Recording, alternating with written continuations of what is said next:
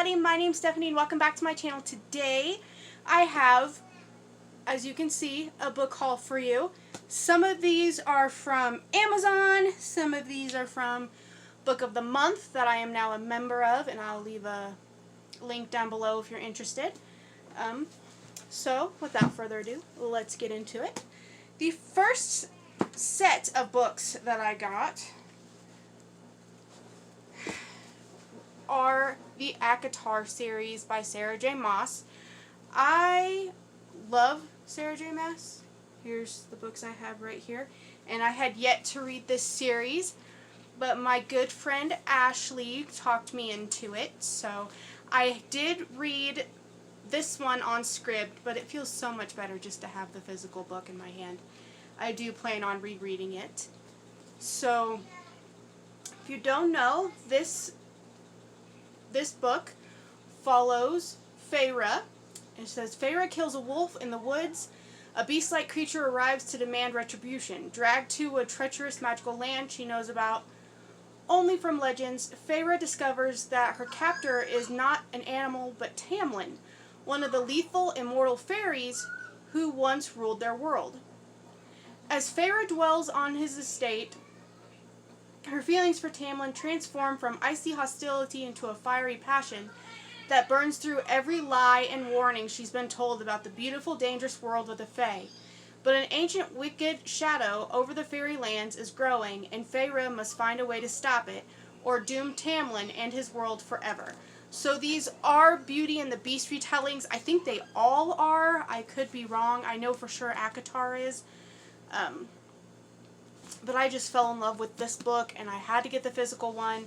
And of course, I had to get A Court of Mist and Fury, and also A Court of Wing and Ruin. I think I'm going to love them. Like I said, I love Sarah J. Maas. I really fell in love with this first book, and I think they're going to be great. So those are the first books that I got from Amazon. The next book I got from Amazon is a middle grade book that a YouTuber that I watched named Jade recommended. So I thought I'd check it out, and that's the Polar Bear Explorers Club. And that is by Alex Bell. It says, Stella Starflake Pearl knows without a doubt that she was born to be an adventurer. It's too bad girls are forbidden from becoming explorers, but Stella's father Felix has never been one to play by the rules. Leaving behind her pet polar bear Gruff and beloved unicorn Magic, Stella sets off with Felix on an expedition to the snowy Icelands. There, Stella plans to prove herself as a junior explorer worthy of membership in the Polar Bear Explorers Club. So when Stella and 3 other junior explorers are separated from the rest of their expedition, she has the perfect opportunity. Can she explore the frozen wilderness and live to tell the tale? This is the first book in this series, and I do plan on getting the rest, but yeah, this was the first one, the Polar Bears Explorers Club. The last book I got from Amazon, I also picked up because Jade, and I will leave a link down in the description for her YouTube as well if you want to check it out. But this is The Girl Who Drank the Moon, and this is by Kelly Barnhill. And from what I understand, this is about a witch. Every year, this village, they sacrifice their children, some of their children, to this witch to keep her satisfied. They think that she demands sacrifices to like eat their children or something, but she doesn't. So every year, the people of the Protectorate leave a baby as an offering to the witch who lives in the forest to keep her from terrorizing their town. But the witch Zan is really kind and gentle. She shares her home with the wise swamp monster and a perfectly tiny dragon. Zan rescues the children and delivers them to welcoming families on the other side of the forest. One year, Zan accidentally feeds a baby Moonlight, filling the ordinary child with extraordinary magic. Zan decides she must raise this girl, whom she calls Luna, as her own.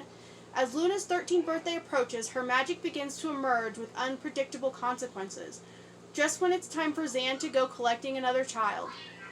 Meanwhile, a young man is determined to free his people by killing the witch, and a volcano, dormant for centuries, rumbles within the earth. So, she raved about this book, and it sounds so good, and that cover is so gorgeous, and I just cannot wait to read this. And it does have a John Newbery medal, so that's always a good sign. I can't wait to read this. Like I said, I got that off of Amazon. Okay, so now I'm down to my Book of the Month books. The first Book of the Month book that I received, I actually received in June, but I didn't make a video about it. So the first one I chose was Cersei by Madeline Miller. I've heard so many good things about this book, and I just had to get it. If you want me to read what it's about, it is about Greek mythology, and I love Percy Jackson's and all that, so Greek mythology is fascinating to me. In the house of Helios, god of sun and mightiest of the Titans, a daughter is born, but Cersei is a strange child, not obviously powerful like her father, nor viciously alluring like her mother. Turning to the world of mortals for companionship, she discovers that she does possess power, the power of witchcraft, which can transform rivals into monsters and menace the gods themselves. Threatened, Zeus banishes her to a deserted island where she hones her occult craft, tames wild beasts, and crosses paths with many of the most famous figures in all of mythology, including the Minotaur, Daedalus, and his doomed son Icarus, the murderous Medea, and of course, wily Odysseus. But there is danger too, for a woman who stands alone, and Cersei unwillingly draws the wrath of both men and gods, ultimately finding herself pitted against one of the most terrifying and vengeful of the Olympians. To protect what she loves most, Cersei must summon all her strength and choose once and for all whether she belongs with the gods she is born from or the mortals she has come to love. That sounds amazing, and I can't wait to read it. So that was Cersei by Madeline Miller. These next two are the ones that I chose for my July Book of the Month. The first one was my add-on, and that was Home Before Dark by Riley Sager. I am not a thriller person. We all know this. But a friend of mine, Erin, absolutely raves about this book, and she told me I just have to check it out. So I did. I haven't read it yet, but I got it. So it says, the bell that rings themselves, record players that turn on and play music to empty rooms, ghosts that climb out of wardrobes. Maggie Holt doesn't believe in these things, even though they are the details of the story that made her family famous. 25 years ago, she and her parents, Ewan and Jess, moved in Bainbury Hall, a rambling Victorian estate in the Vermont woods. They spent 20 days there before fleeing in the dead of night, an ordeal Ewan later recounts in a horror memoir, House of Horrors. His tale of ghostly happenings and encounters with malevolent spirits becomes a worldwide phenomenon, rivaling the Amityville Horror in popularity and skepticism. Maggie has lived her life in the shadows of her father's book, so when she inherits Bainbury Hall after his death, she returns to renovate the house to prepare it for sale. However, her homecoming is anything but warm. People from the past, chronicled in House of Horrors, lurk in the shadows, and locals aren't thrilled that their small town has become more infamous thanks to Maggie's father. Even more unnerving is Bainbury Hall itself, a place filled with relics from another era that hint at the history of dark deeds. As Maggie experiences strange occurrences straight out of Ewan's book, she starts to wonder if he wrote was more fact than fiction. Alternating between Maggie's uneasy homecoming and chapters from her father's book, Home Before Dark, is the story of a house with long-buried secrets and a woman's quest to uncover them, even if the truth is far more terrifying than any haunting. I said, that sounds really good. I'm not much for thrillers or horror, but like I said, my friend was raving about it, and she said it's so good. And I've heard wonderful things about Riley Sager as an author anyway, so I thought I would give it a try. So this is going to be my first real thriller. Now, the book that I chose from Book of the Month this month which is kind of funny since I just went on a spiel about not being a horror or a thriller person. I chose Mexican Gothic by Silvia Moreno Garcia. I think this is like a fantasy horror type book. I did want to try something new, and the cover is just stunning. It's beautiful, so I am one of those people that like to judge a book by its cover, so sorry about that. It says, from the author of Gods of Jade and Shadow come this reimagining of the classic Gothic suspense novel, a story about an isolated mansion in 1950s Mexico and the brave socialite drawn to its treacherous secrets.